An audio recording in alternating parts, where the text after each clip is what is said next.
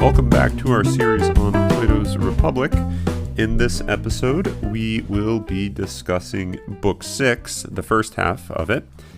We are over halfway in the Republic now, and what we can see, or what I think we should see kind of carefully, is what we've been doing in the Republic, what Plato's been setting up, is a type of ascent. You begin. Remember, the whole Republic begins with Socrates' recollection of the fact that he went down to the Piraeus. So you sort of start with something like chaos, and then you get this ascent through this attempt to order the many into a one.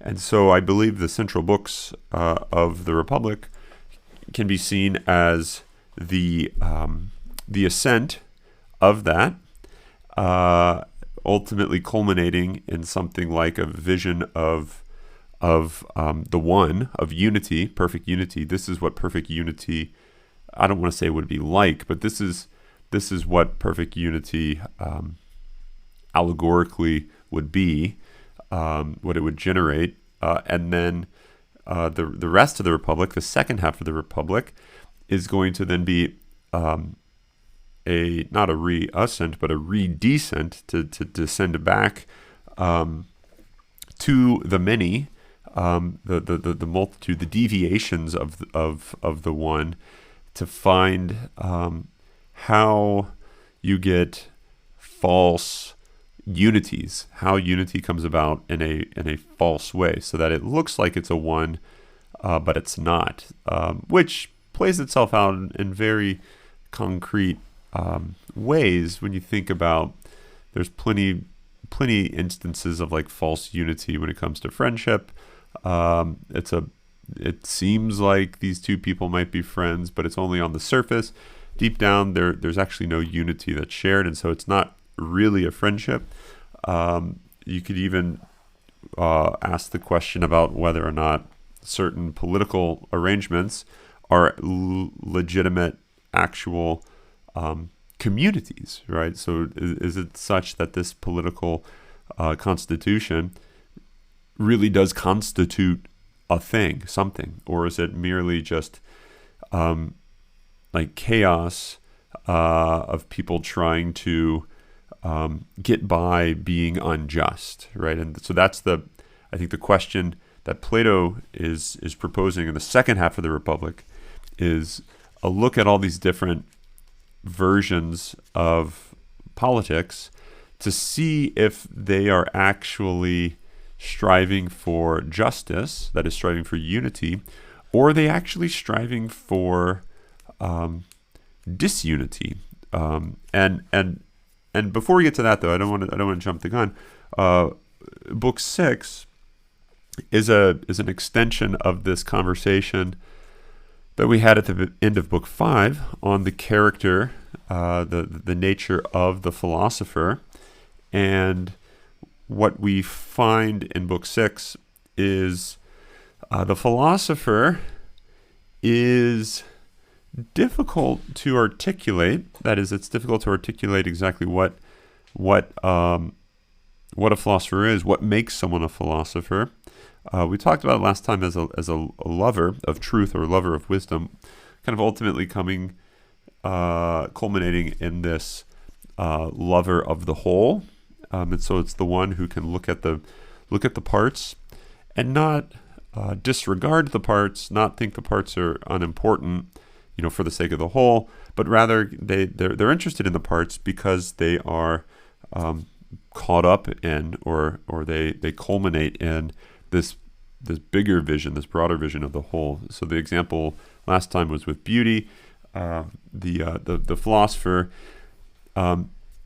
loves all the particular instances of beauty only because they lead the philosopher on to beauty itself. And what we find at the very beginning of Book 6 is something like a paradox about the philosopher, and I think in some ways the inability to explain to someone really what's the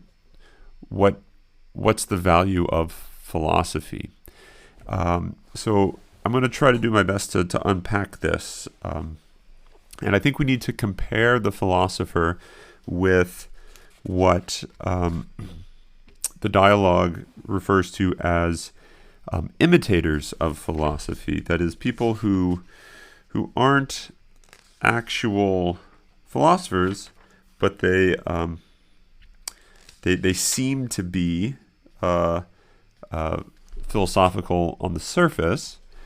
On, let's see, 491a, Socrates refers to this as, he says, next, look at those who imitate this nature and adopt its pursuit. So there's a type of imitation of the philosophical nature that might, putting it one way, go through all the motions of philosophy, but it's completely perverted or redirected or deviates from the goal of philosophy, the end of philosophy, and so it actually corrupts it, and so it's not real philosophy. An analogy or an example of I think what this is something like, once again going back to the notion of friendship, and the reason I'm using friendship is because the philosopher is a type of lover, right? Lover of truth. And so they want to unite themselves with what they love, namely with truth. And wisdom perhaps can be thought of as the unity that's brought about between the philosopher and truth. So you're wise when you are in that relationship with truth, such that there's like a oneness that you share with that. And friendship is something similar. But instead of loving truth, it's loving another human being. And friendship can be described as the unity that is had between the two friends, the two individuals. Now, there can be, as I mentioned at the very beginning of this podcast, there can be false friendships or imitations of friendship. And one of the causes of that, one of the causes of false friendship could be when one person uses friendship as a means to something else, so that it actually serves something higher in their mind. So if they're looking to get a promotion, right? So if one person's looking to get a promotion in a job or something, they might try to befriend this other individual, because this individual's buddy with the boss, and so if they can become friends with them, they might be able to have an end and kind of climb the ladder, and so the surface would look like they're friends, but by the very fact that it serves a different purpose, it serves a different goal, it's not a real friendship, it's a pseudo-friendship, because it's only a pseudo-unity. That individual isn't really trying to be united with this other individual. They really want to be united with a promotion. So they're just sort of seeking out this person, not to remain with them, to be friends with them or to be united to them, but to actually move past them and to be united with a promotion, right? So that type of thing, I think, is what Socrates is trying to describe with the philosopher, which, once again, we're going to be kind of going back and forth between the individual and the communal or the social or the societal. And so there can be false philosophers, imitations, people that seem like they have their life together, seem like they have an orderly life, seem like they know, and maybe say all the right answers, do all the right things, but actually not be orderly. They're not actually just. Likewise, there can be societies, communities that seem to be orderly. They have all the right policies, perhaps, but they're not actual communities. And one of the reasons that this is the case, as we'll talk about later on in the Republic, is the fact that the order, the structure, is coming from the outside. So it's something like, here's a policy, have fun with your friends every Saturday, or have fun with your neighbors every Saturday. And you kind of feel like, if you're in this neighborhood and this is a policy of the neighborhood, you kind of feel like, darn it, now's the time I have to make community and be friends. Okay, so I guess I'll do it. That's not going to give rise to friendship unless something miraculous happens, which is like the people in the neighborhood kind of forget about the law and actually internalize it, so that they're not acting because of this external law, but they're acting out of a pure, innate interest in the other individual. It's not an interest in this external law that they're trying to abide by, but rather it's interest in this other individual.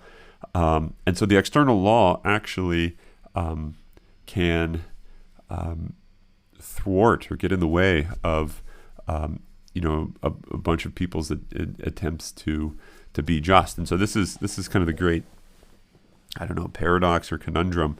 How do you unify the many into a one? And it can't be by force. And you get that here described in the Book 6 of the Republic, when you have the image. Remember the image of the sailor, the captain of the ship, who is sort of hard of hearing and sort of not really running the ship as ought to be. And the many sailors all say, no, I can run the ship better than you, and so all the sailors are trying to take over the role of captain, right? And the thing to notice about this analogy is that each of these many different sailors are trying to control the direction of the ship. They're trying to order their ship, but none of them knows really how to sail. And that's, I think, what the image that's being used here by Plato is. All these people think they can do better than the captain, but none of them actually knows how to sail. And the paradox is that if you did actually have a good captain who really did know how to sail, it would sort of be not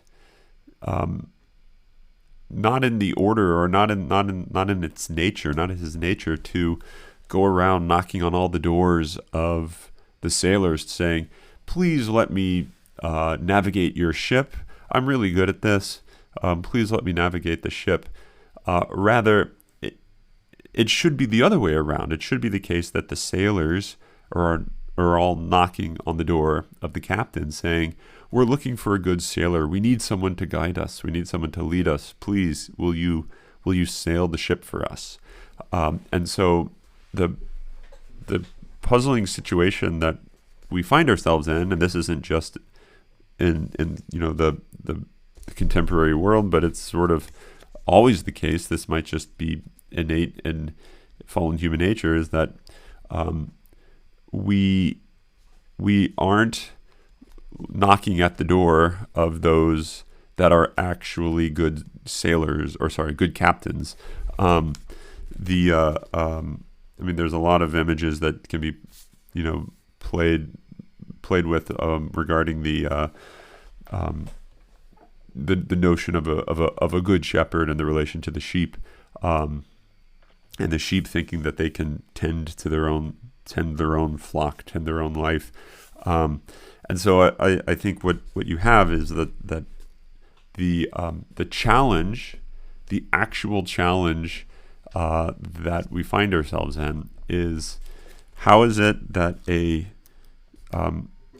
polis, a state, will become just? Well, it's got to be when the philosopher becomes the ruler or the guardian of it, because it's the philosopher that has received and knows what justice is, right? Which is ultimately a result of their having this love of the truth, which is this love which goes beyond any particular exemplification of justice towards the universal. But in order for that ruler to rule, the many have to want that ruler to rule. But the many are such that they want to do their own will. They want to make themselves happy, and so they're not willing to let go of their own power. So there's a type of power, it seems, that the many have. There's a force, right? Going back to the very beginning of the Republic, once again, we had talked about the different forms of rule, and there was the force, right? And so remember, Socrates wants to leave, but he's stuck because he's outnumbered. And so the many, there's a type of force because they outnumber the philosopher. They outnumber those that have a claim to knowledge of how to order things, how to rule things. And so the conundrum is the many need to relinquish that force, that power, but they haven't any good reason from their lights to do so, because it looks like they're kind of wedded to their own disorder. And so the only reason that they would ever be slightly interested in philosophy is if it could serve themselves. And so there's a type of something like an egoism, or one of the ways it's described in this part of the dialogue is it's a pride. It's kind of a self-centered pride. So the only way that, or the only possible space for philosophy within most actual societies is if it gives a type of power or strength to the one that studies it. And now you find this even today, like when people say, why should I study philosophy or study the liberal arts? And someone will say, oh, it'll give you a leg up and you can get a better job and you'll be more, marketable. That's completely opposite to what Socrates thinks. That would be to take philosophy and to make it serve not the truth, but your own advantage, right? Your own desire to have your own fulfillment. And so that type of rationale, which is a very common rationale, even at a lot of good liberal arts programs, it's a rationale which is at heart it's sophistical, or it's a type of like a sophistical root. It has a root in sophistry, because it's trying to say this is going to be the best thing that's going to be able to give you a little more oomph, a little more force, a little more control, and the thing about philosophy is it requires a type of humility. It requires a type of powerlessness. You have to kind of recognize that you're not in control. In order to seek truth, you have to realize that you're not in control. Rather, the truth is in control. And so you have to submit yourself to something greater. And so this is what's fascinating about the philosopher, is that they rule, or if they rule by knowing that they've submitted themselves to what is actually good, what is actually just, what is actually true, not what they think is just, what they think is good, what they think is true. And so there's a radical humility that lies at the root of philosophy, which is a type of weakness or powerlessness in a way, and that is completely foreign to most people. Like, why would I study this? Why would I pick up this practice, engage in this type of life, if it's just going to make me weak, if it's going to make me have to submit to something? That is what the Greeks would have referred to as a type of corruption. If you're corrupting yourself by sort of making yourself like that. So I think the Republic right here at the very middle is trying to give you some insight into this really radical picture of what it means to philosophize, but also what it means to rule. It's to know that it's to come to this understanding that you rule by submitting yourself to what is actually the case, what is actually good, what is actually true, and then being ordered by that, and therefore your life becomes aligned with that, becomes ordered to that, and so you kind of become freed from your own ignorances, you become freed from your own weakness in a different sense. And so the fact that you can relinquish or let go of your own will and align it with what's real, that's going to put it's going to diminish the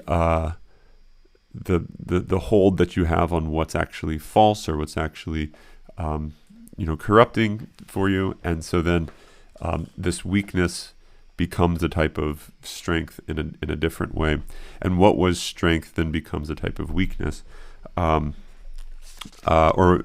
what was strength is weakened. Is probably a better way to put it. And so the at the heart of philosophy, then we can say, is a type of humility, and therefore a type of uselessness. In one sense, it's useless, and this is why the majority on page 187. This is 494a. The majority, as Socrates says, it'll be impossible for them to become philosophical because of the very fact that they just can't really even comprehend why one would do that or seek that out. It's almost like the person who's become so cynical or so jaded by the fact that people want just to network and climb the ladder, that they think every thank you note, every birthday gift, every little gesture is an attempt to prove how wonderful of a person you are. So here's an example. This is what I mean. You really want to try to show someone that that you love them, that you care for them, that you really do want what's best for them. But everything you do for that person, they might just interpret it as, oh, look at that goody two-shoe just trying to be so excellent. There's just the Bible thumper that's trying to, do all the right things. They don't actually care about me. They just want to prove to themselves how awesome they are, how holy they are. Now, how do you convince that person that that's not actually what's going on? I think Plato's point is you can't. There's no way that you can convince them. The problem isn't in what you're doing. The problem is in the character that the other person has and how that affects how they interpret every action that you do, right? So that, I think, is why it's going to be almost impossible for the majority to become philosophical for Plato is because of the very fact that they have a character which just initially just is dismissive of this type of life, which is a type of love which is rooted in humility, a sort of a desire to submit to something greater.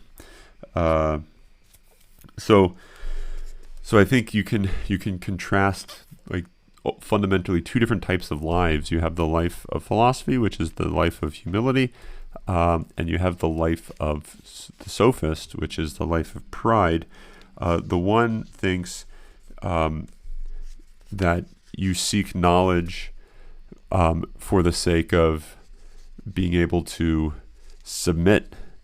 The other, the sophist, seeks knowledge for the sake of being able to make other people submit.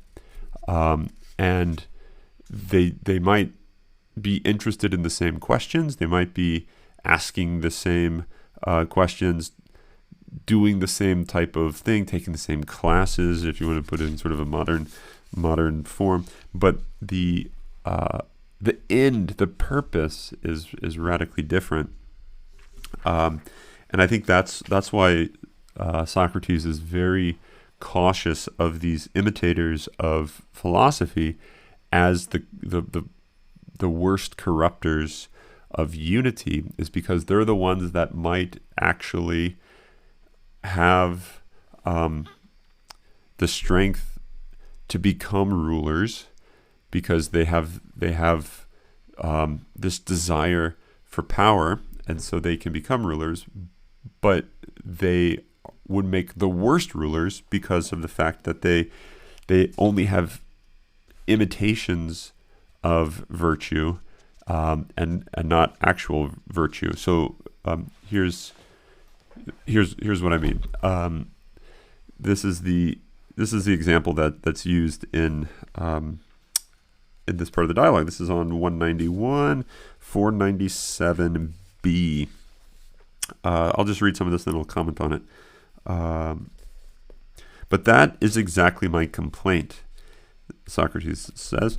There is not one city today with a constitution worthy of the philosophic nature. That is precisely why it is perverted and altered. It is like foreign seed sown in alien ground. It tends to be overpowered and faded away into the native species. So the philosophic nature is like a foreign seed. He actually, at the end of that passage, he describes it as something that's like divine, but it gets overpowered and overwhelmed by human endeavor.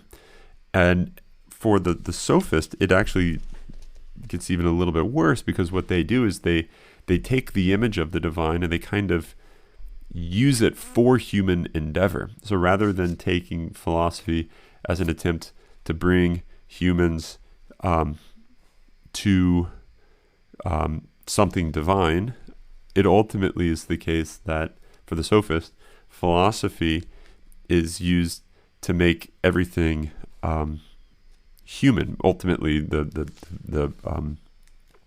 within the control, within the power of the ruler, and the effects of that, I think, are I think you can feel that throughout your life in the ways that you reflect on political rule, and I mean that both sort of globally at the state level, the national level, but I think even more in regards to your own individual life, right? Because even what's going on here is this isn't just about politics of the state, but it's about sort of the politics of the soul. And I think you can realize that you've been in situations where you have false motives for acting, for seeking answers to questions, or even for asking questions, and it's the how should I put this? The downfall, the character flaw is not so much like in what you do, but it's in the origin or the motive that underlies that action. And so you could think of your actions as just a manifestation of that character. But when you are so good at like deceiving yourself, you kind of lose sight of the fact that you have deceived yourself, right? So you might actually come to think initially, or maybe not initially, in the long run, you might come to think that you are a better person than you actually are. And that's because you just say, oh, I do all these good actions, so I'm actually a good person. And you've lost sight of what that underlying character is that gave rise to those actions in the first place. Here's an example that might sort of hit home with some people. So like you find yourself doing certain actions just because you want to look cool. Like, I don't know, within certain contexts that could be helping people at the soup kitchen, or maybe that means like going to church, going to mass or something. And it turns out that you eventually start forming all these habits of action that are rooted in very selfish, egotistical origins, right? So the origin of your charitable acts is ultimately a type of selfish egoism. Why do you do these charitable acts, like go to spend your Saturdays at the soup kitchen? Oh, it's because you want to feel good about yourself. You want to look good in the eyes of your peers and what have you. Or even it even could turn out that this is just something to propose and for you to think about. It could be that, the reason I do all these good actions is because I want something good in return for this, and I think I'll get it. So charitable actions become self-serving in that I think I'm going to get something good out of this. And then you should ask, but is that then undermining the act as a charitable act, if the real reason that you did it is because it serves you?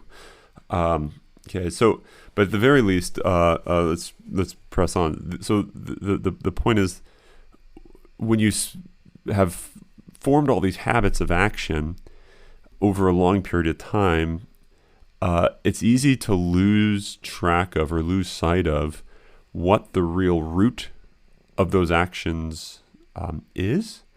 And so you don't quite know whether those actions are genuinely charitable or whether they're only imitations of charity. And it takes a real sort of reflective endeavor, examination of conscience endeavor, to not lie to yourself and to be willing to say, I could be wrong about what my real motives are here. And that's a difficult thing. It takes a type of humility to do that, because it would require that you would be open to coming to the realization that you're not a good person. And very few people want to come to that realization. And so they often just don't ask that question. They don't want to engage in that examination of what are the real roots of these apparently charitable actions, because they don't want to even think about them as potentially merely imitations of charity. Okay, and so they'll just completely resist that, and the idea of becoming philosophical in nature, which would be a type of reflection on what are the real roots, the reality of this endeavor, is not something that they would even take up. And that, I think, is what's happening with the sophist at the very least, the masses don't even want to think that way. Okay, actually, at one point, I'll mention this, and then we'll bring this to a close. But at one point in another dialogue, this is in the Gorgias,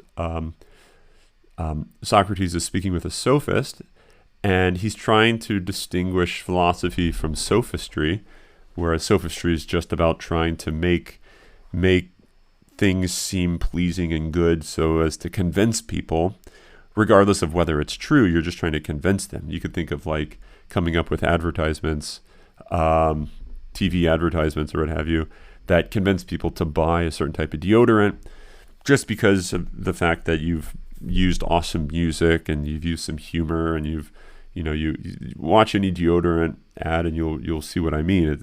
It's trying to entice the emotions and the passions, and just getting you to act towards buying this deodorant with no real understanding of the content about, is this a good deodorant or not? It's just, this isn't a funny advertisement, and so you feel attracted towards that product.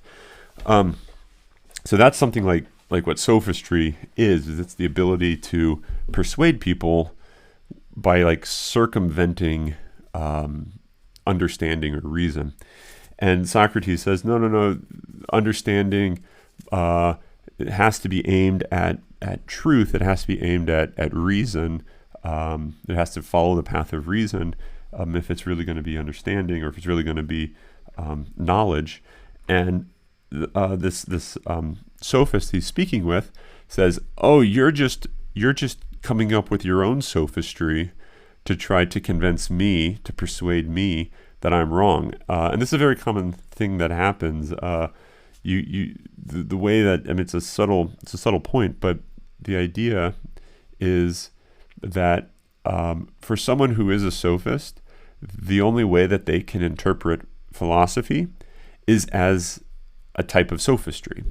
It's a type of endeavor to persuade people, and it just so happens that the way the philosopher tries to persuade people, that is through the eyes of the sophist, is as using arguments and reason and all this stuff, and you feel like you're getting backed into a corner, so then you feel like you're being forced.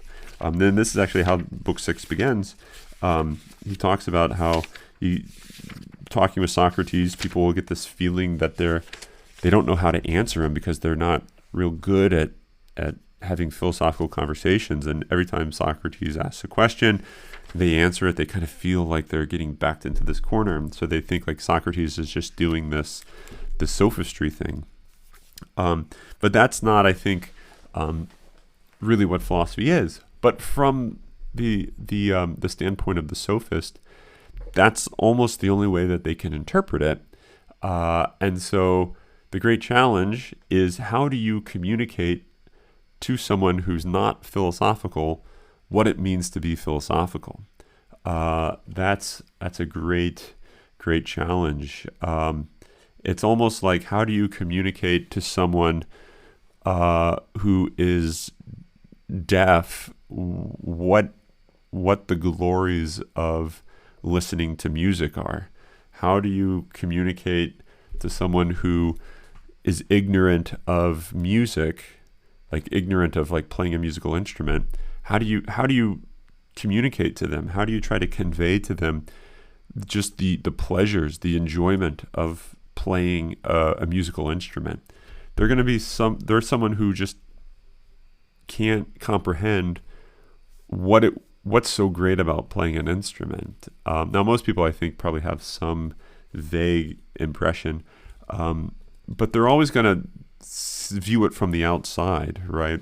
The enjoyment of like playing a guitar or playing a piano, for someone who doesn't do it, is always just going to be this external thing. You almost have to take other people's word in order to say that that's enjoyable, because you've never experienced it. You don't know what that enjoyment actually is like.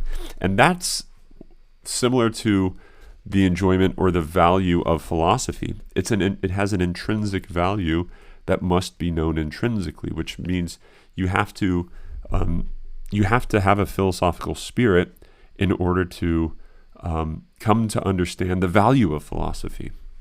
But for the sophist, who doesn't have a philosophical spirit, they're always going to be cut off from that. And so it's a great paradox, a great conundrum that almost leads to a type of pessimism, I guess, about whether or not this can actually be done. Namely, whether or not you can actually convey to someone the value of philosophy and the need to have a philosophical ruler when that person is not themselves philosophical. Really a puzzling thing. But as we'll see next time, there is hope because this sort of thing does happen. Just think about the person who doesn't understand the value of learning a musical instrument. Eventually, somehow, they just trust, okay, I guess I should just practice and keep practicing. And this isn't fun. Why do people say playing a musical instrument is fun? I'm just sitting in my room practicing Twinkle Twinkle. This is not fun. And then eventually, at a certain point, the light begins to shine on them and they realize, no, wait, I think there is something kind of fun to this. There is something enjoyable to this. There's a depth to this that I didn't see initially. And now I see it, but only because I went through this discipline, which was like a darkness that I just thought this is stupid. And now the light is shining and I now finally get it. I get why this matters. I get why this is significant. And that sort of, I didn't quite plan to end like that, but that image of the light shining is what we're going to move to in the next podcast, with the notion of the sun as shining light and revealing what it is to know, what it is to be philosophical.